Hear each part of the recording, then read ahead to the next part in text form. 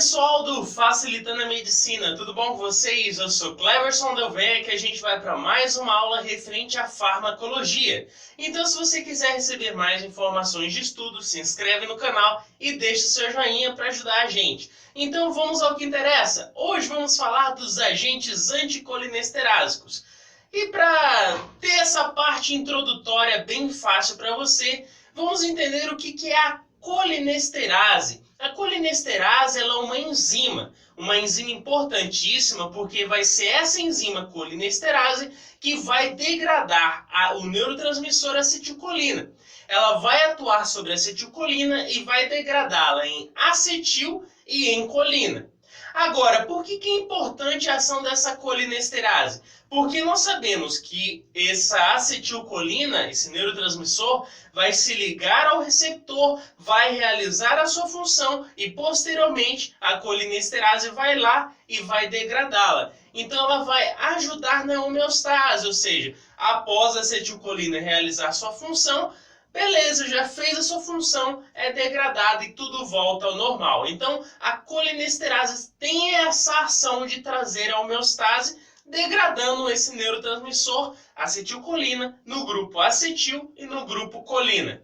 Mas como que essa colinesterase faz essa função? Basicamente, ela apresenta três estruturas principais aí nessa colinesterase que vai auxiliar nesse processo. A primeira estrutura seria a bolsa de acil. A outra estrutura podemos citar o subsítio da colina ou da colinesterase, que vai estar ali para realizar uma função importante, a gente vai ver daqui a pouco. E também existe ainda o local aniônico periférico. Então, basicamente, seriam essas três estruturas. Agora, a estrutura primeira que a gente falou, que é a bolsa de acil e o subsítio, ela vai ter importância exatamente na degradação. Vai ser esses dois locais que vão degradar a acetilcolina no grupo acetil e no grupo colina. Agora, já o último que citamos, que é o local aniônico periférico, ele vai estar ali para atrair a colina até... Aliás, a acetilcolina até essa colinesterase. Então, basicamente, vai ser essa função desse local aniônico periférico. Ele vai atrair a acetilcolina para que ela possa ser degradada pelos outros dois locais de ação da nossa colinesterase, que seria a bolsa de acil, o subsítio de colina e ainda, por último, essa estrutura que acabamos de citar, que é o local aniônico periférico. Então, essas estruturas estão ali exatamente para isso, para atrair essa acetilcolina ao local de ação e, posteriormente, degradá-la em colina e acetil. Agora, nós falamos o processo normal. A colinesterase está ali exatamente para trazer a homeostase, para tudo voltar ao normal. Porém, nós podemos utilizar o tema de hoje, que é um fármaco anticolinesterase. O que o fármaco anticolinesterase ele vai fazer? Ele vai inibir essa enzima colinesterase. E se eu inibo uma enzima colinesterase, é óbvio, vai aumentar a concentração de acetilcolina. Então, se a gente pensar um pouquinho, em que situações eu posso utilizar um fármaco aí anticolinesterase? Em situações onde o paciente tem alguma patologia que a acetilcolina está em baixas concentrações. Então, baixou ali a concentração desse neurotransmissor acetilcolina, posso administrar esse fármaco anticolinesterase para que eu aumente essa concentração e volte a funcionar tudo normal. Então, basicamente, essa vai ser uma das funções principais. Agora, se a gente raciocinar com os vídeos que a gente já viu anteriormente, os agentes muscarínicos vão ter aí uma ação semelhante com o conteúdo de hoje, que é os fármacos anticolinesterásicos. Por quê? Porque os agentes muscarínicos, os fármacos que são agonistas muscarínicos, Basicamente, eles vão ser agonistas à acetilcolina, ou seja, quando eles se ligarem ao receptor, eles vão promover a mesma ação que a acetilcolina. Agora, aqui eu não vou estar utilizando um agonista de acetilcolina, basicamente, ou seja, um análogo à acetilcolina, uma substância parecida à acetilcolina. Aqui eu não vou estar utilizando nada de substância, eu vou estar utilizando o quê? A inibição daquele que vai degradar a acetilcolina, que é a colinesterase. Então, qual é a semelhança? Enquanto o fármaco, que é agente muscarínico, ele vai estar fazendo o mesmo papel da acetilcolina, nos anticolinesterásicos, o que eu vou fazer é utilizar a própria acetilcolina, já que eu vou inibir aquele que degrada esse neurotransmissor, que é a colina, a colinesterase.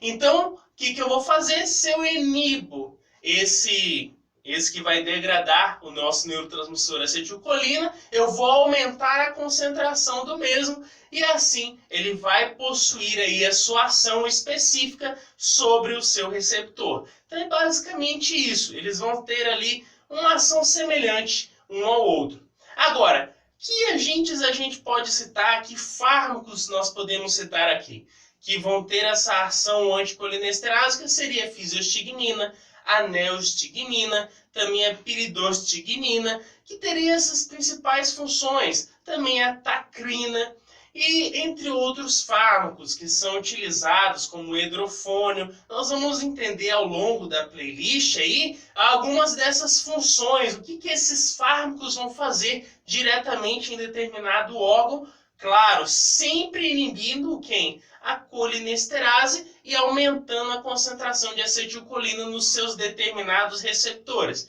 Então, basicamente, essa vai ser a função. Agora, existem algumas substâncias que nós devemos chamar a sua atenção agora, que elas têm essa função de anticolinesterásico, porém elas são extremamente tóxicas e pode levar ao óbito, pode matar uma pessoa.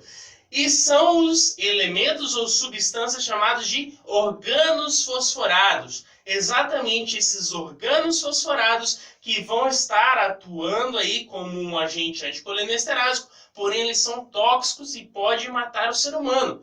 E, para sua surpresa, esses organos fosforados eles estão presentes nos agrotóxicos. Muitos países já aboliram essa utilização. Porém, ainda no nosso país e outros países ainda de terceiro mundo ou em subdesenvolvido, eles ainda utilizam esses organos fosforados, infelizmente, e principalmente os agricultores são os mais vulneráveis, ou também as pessoas que vivem ali ao redor de plantações que usam agrotóxicos. Então, é extremamente importante saber principalmente as reações e as consequências dessas substâncias tóxicas.